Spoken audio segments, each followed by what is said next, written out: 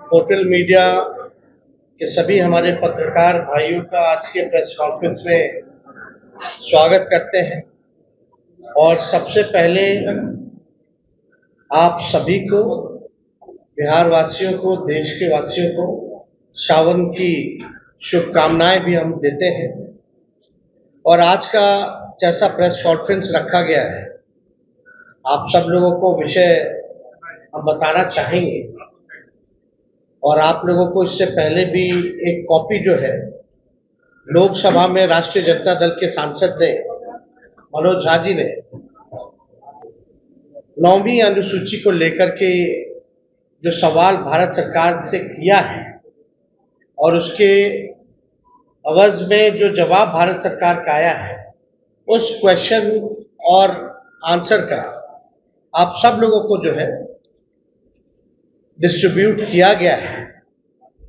और एक बहुत ही महत्वपूर्ण विषय था कि भाई जो महागठबंधन की सरकार ने, बिहार सरकार ने जाति आधारित गणना करा करके आरक्षण जो है पिछड़ों का, अति पिछड़ों का, दलितों का, आदिवासियों का 65% किया और 10% EWS को एज इट इज रखा। यानी देश के इतिहास में पहली बार किसी राज्य ने जाति आधारित गणना कराई और आरक्षण की सीमा जो है 75% लेकर के गई। एक ऐतिहासिक निर्णय था।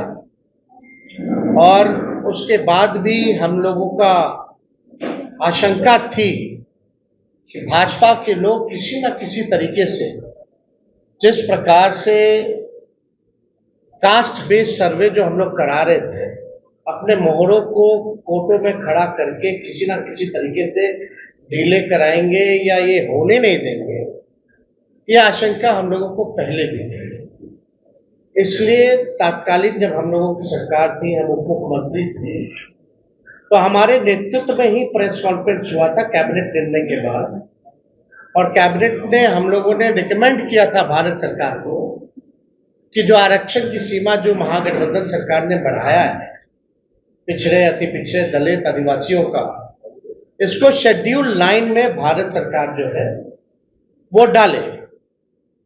उस प्रेस कॉन्फ्रेंस में जनता दल यूनाइटेड के भी वरिष्ठ नेता लोग भी शामिल हुए थे मेरे नेतृत्व में। और ये बात स्पष्ट रूप से हम लोगों ने कहा था कि जो रिकमेंडेशन बिहार सरकार ने दिया है उसको तमिलनाडु के तर्ज पर, जो आरक्षण तमिलनाडु का शेड्यूल 9 में है, इससे कोई भी आरक्षण पे छेड़खानी नहीं हो सकती है। इसलिए इसको भी बिहार को उस तर्ज पे शेड्यूल 9 में डाला गया। आप सब लोगों को पता है कि हमारे प्रस्ताव पर सभी दल के प्रतिनिधि मंडल प्रधानमंत्री से भी मिले, उस समय भी मना कर दिया गया। तो हम लोगों का संकल्प था, और राष्ट्रीय जनता दल की पूरी लड़ाई सड़कों पर भी पहले भी हुई थी कि भाई जातीय गणना जो है पूरे देश में होनी चाहिए। लेकिन जब हम लोग सत्ता में आए, 17 महीने जब हम लोग सरकार में रहे, तो इस काम को हम लोगों ने किया, लागू किया। और हम लोग शुरू से कहते थे कि भाजपा जातीय गणना के खिलाफ है। भारतीय जनता पार्टी बिहार को विशेष राज्य का दर्जा नहीं देना चाहती, और भारतीय जनता पार्टी जो है शेड्यूल 9 में जो महागठबंधन की सरकार ने आरक्षण पिछड़ों का, अति पिछड़ों का जो बढ़ाया है, उसको डालना नहीं चाहती है अनुसूची 9 में। यानी तीनों चीज हम लोग उस समय भी शंकित थे कि कोई ना कोई कोर्ट चला जाएगा और इस प्रकार की बातें आएंगी। कोर्ट में ये मैटर गया और कोर्ट द्वारा जो है ये रोका गया। फिर ये मामला जो है अभी सुप्रीम कोर्ट में है।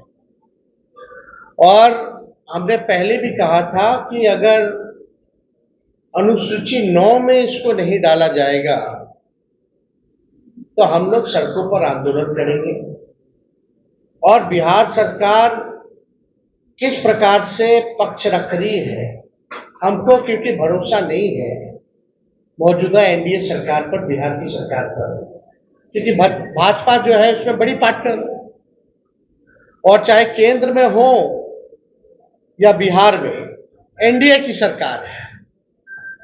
और मुझे पूरा भरोसा है कि एनडीए की सरकार चाहे बिहार वाली हो या देश में हो, ये नहीं चाहते हैं कि जो आरक्षण की सीमा बढ़ाई गई है उसको अनुसूची 9 में डालें।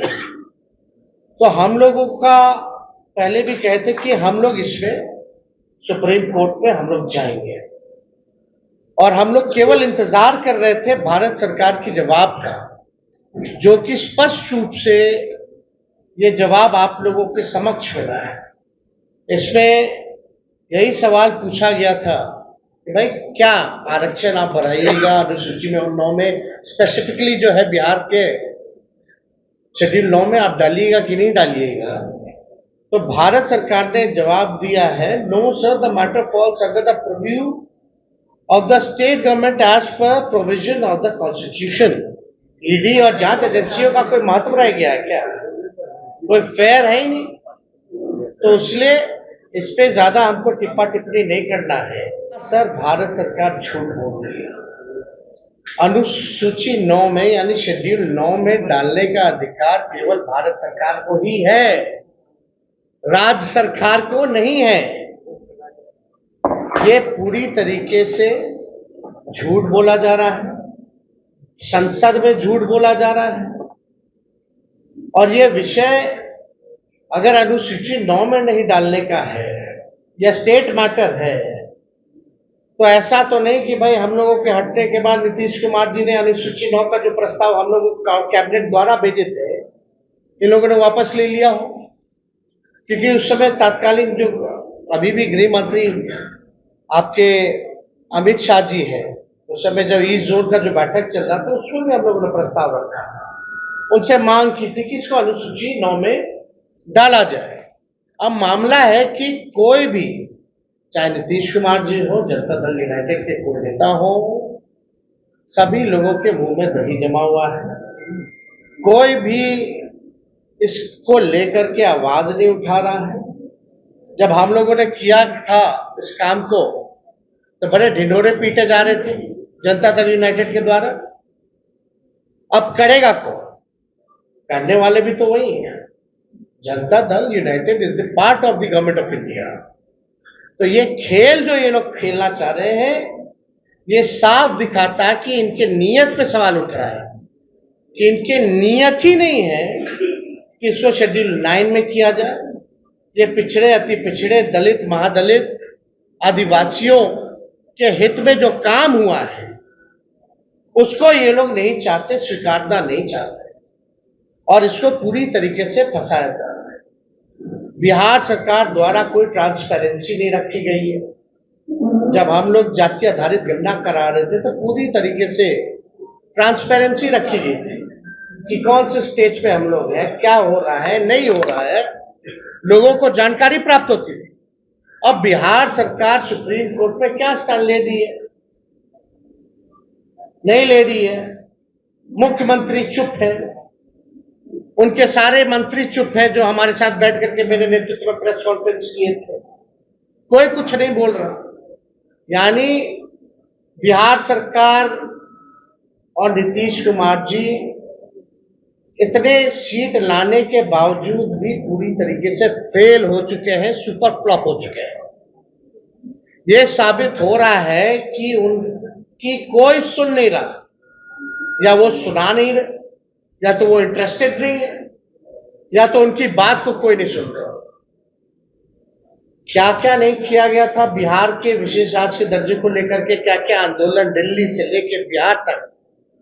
अब देने वाला कौन है? भारत सरकार पार्लियामेंट में खड़ी होकर के, यानी उन्हीं की सरकार खुद मना करती है कि बिहार को हम स्पेशल राज्य का दर्जा नहीं दे सकते। खुद ही कह रही है कि हम अनुसूची 9 में हम नहीं डालेंगे, ये स्टेट मैटर। स्टेट मैटर कैसे? ये तो भारत सरकार को एक्सप्लेन करना चाहिए ना, कोई तो तार्किक जवाब देना चाहिए, टेक्निकल जवाब देना चाहिए। और अनुसूची 9 का तो सब लोग जानते हैं कि भाई भारत सरकार के हाथ में ही है और किसी के हाथ में नहीं। वरना अनुसूची 9 में अगर राज्य सरकारों को होता, या बता दे, या तो ये भी जवाब इस पे दे देना चाहिए था कि हाँ राज्य सरकार को अनुसूची 9 में देने का, रखने का दर्जा दिया गया है या है, ये भी बात बता देनी चाहिए थी। तो ये भी बात नहीं कही गई है। तो हमारा ये मानना है कि इस लड़ाई को लेकर के हम लोग आंदोलन तो करेंगे ही करेंगे सड़क पर, लेकिन कोर्ट में भी हम लोग पक्ष रखेंगे। और हम लोग केवल यही इंतजार कर रहे थे कि भारत सरकार का इसमें क्या जवाब होगा। अब यह स्पष्ट हो गया है, भारत सरकार ने मना कर दिया है, तो इसको लेकर के राष्ट्रीय जनता दल अगले सोमवार, सावन का महीना है, और हम लोग सोमवार तक हम लोग जो है अपना पिटीशन जो है सुप्रीम कोर्ट में हम लोग अर्जी राष्ट्रीय जनता दल द्वारा अपने पॉइंट्स को हम लोग रखेंगे। और बिहार सरकार को तो ये भी बताना चाहिए कि क्या आप प्रस्ताव जो दिए थे वो वापस ले लिए हैं कि नहीं लिए, या मुख्यमंत्री ने कोई चिट्ठी लिखी है, नहीं लिखी है गृह मंत्री को अनुसूची 9 में डालने के लिए। और मान लीजिए अगर भारत सरकार मना किया तो जनता दल यूनाइटेड के लोगों का क्या प्रतिक्रिया है इस पर, यह भी स्पष्ट होना चाहिए।